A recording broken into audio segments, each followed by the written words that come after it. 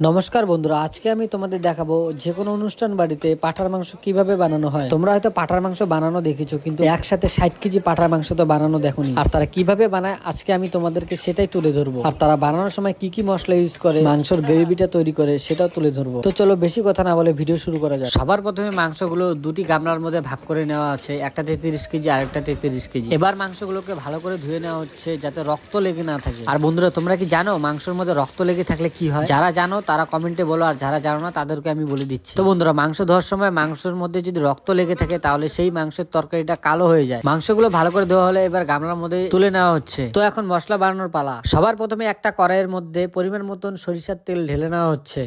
আর কিছুক্ষণ পরে তেলটা মোটামুটি গরম হয়ে গেলে তেলের মধ্যে শুকনো লঙ্কা আর তার সাথে গোটা জিরা দিয়ে দিল। তারপর দিয়ে দিল তেজপাতা। এরপর ভালো করে নাড়াচাড়া করে একটু ভাজা ভাজা করে নিল।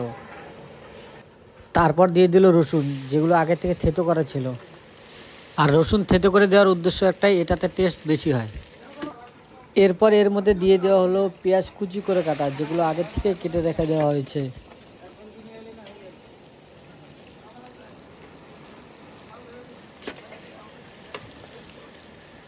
আর এবার পেঁয়াজগুলো ভালো করে ভাজা করে নেওয়া হবে এই তেলের মধ্যে। আর এই পেঁয়াজটা ভাজা হতে প্রায় সময় লাগবে অনেকক্ষণ, কিন্তু আমি পুরো ভিডিওটা তো দেখাতে পারি না, তাই একটু কাট কাট করে দেখাচ্ছি। কিন্তু বন্ধুরা, তোমরা ভিডিওটা স্কিপ করবে না, পুরোটা দেখো, দেখলে অবশ্যই ভালো লাগবে। কেননা তোমাদেরকে তো বললামই, তোমরা হয়তো 1 কেজি 2 কেজি বা 5 কেজি ম্যাক্সিমাম জড়লে 10 কেজি মাংস কীভাবে বানায় দেখেছো, কিন্তু একসাথে তো 60 কেজি মাংস কীভাবে বানায় সেটা দেখোনি। তো তোমরা সেটা এই ভিডিওতে দেখে নাও কীভাবে রান্না করা হয়। তো প্রায় পেঁয়াজগুলো সিদ্ধ হয়ে এসেছে, আর দেখো জল ছেড়ে দিয়েছে। আর এরপর দিয়ে দেওয়া হলো কিছু গোটা কাঁচা লঙ্কা আর 3-4টে গোটা টমেটো। টমেটোটা দিলে তাড়াতাড়ি সিদ্ধ হয়। তো এখন মশলা দেওয়ার পালা। সবার প্রথমে দিয়ে দেওয়া হলো পরিমাণ মতন আদা বাটা। তারপরে দেওয়া হলো পরিমাণ মতন লঙ্কা বাটা।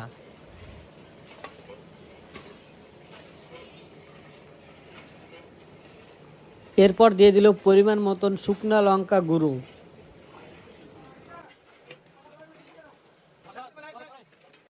এরপর দিয়ে দিল পরিমাণ মতন হলুদের গুঁড়ো। তারপর ভালো করে নাড়াচাড়া করে নিচ্ছে যাতে সবগুলো একসাথে মিশে যায়। এরপর দিয়ে দিল দই।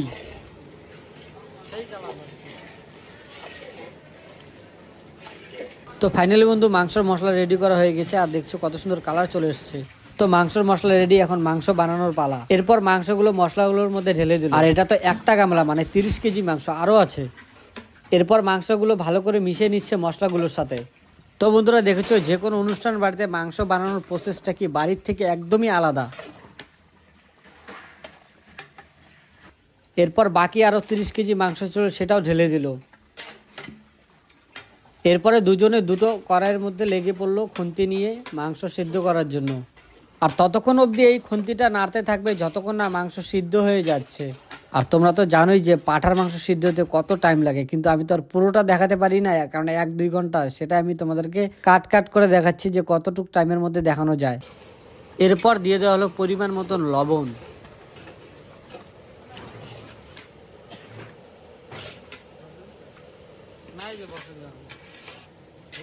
আর এবার ততক্ষণ অবধি ঘাটাবে যতক্ষণ না মাংস থেকে জল ছেড়ে দিবে।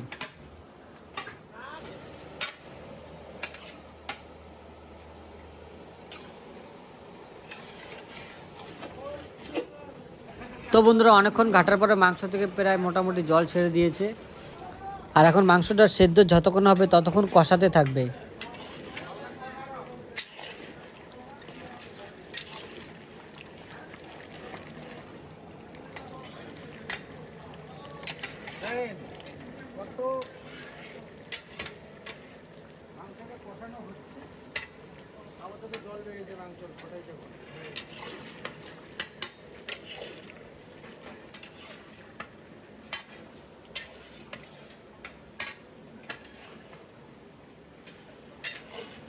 আর এখন প্রায় মোটামুটি মাংস সিদ্ধ হয়ে আসছে।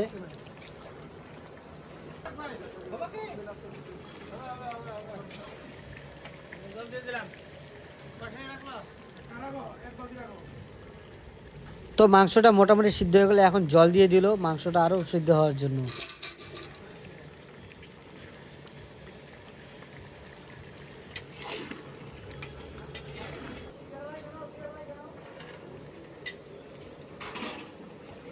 তো বন্ধুরা মাংস পুরোপুরি সিদ্ধ হয়ে গেছে, দেখো বলক চলে আসছে।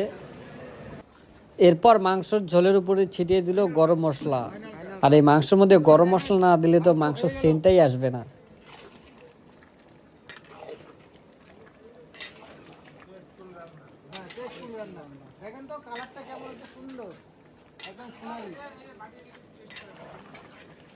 এরপর দিয়ে দিল ঘি। তো মাংসের তরকারি পুরোপুরি রেডি।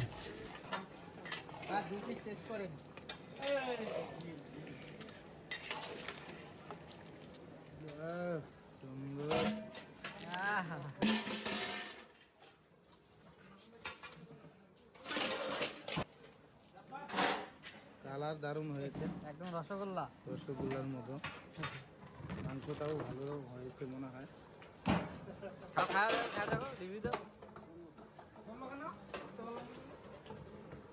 গরম এই গরম সুপার দারুণ। তো বন্ধুরা এই ছিল আজকে পাঁঠার মাংস রান্না করার রেসিপি, কিভাবে পাঁঠার মাংসটা তৈরি হলো। তো বন্ধুরা তোমাদের কেমন লাগলো ভিডিওটা তোমরা অবশ্যই কিন্তু কমেন্টে জানাবে। আর এবার মাংসটা নামানোর জন্য 3টা গামলার মধ্যে ভাগ করে দিয়ে দেওয়া হচ্ছে। আর হ্যাঁ বন্ধুরা, যারা যারা এখনো চ্যানেলটি সাবস্ক্রাইব করেনি তারা এখনই করে দাও, আরো ভালো ভালো নতুন নতুন আইটেম দেখার জন্য। আর কি করে বিয়ে বাড়িতে, অনুষ্ঠান বাড়িতে যে কোনো রান্না করা হয় সেই প্রসেসগুলো দেখার জন্য অবশ্যই চ্যানেলটাকে সাবস্ক্রাইব করো। তো দেখা হচ্ছে নেক্সট ভিডিওতে নতুন কোনো আইটেমের সাথে। সুস্থ থাকো, ভালো থাকো, টাটা বাই বাই।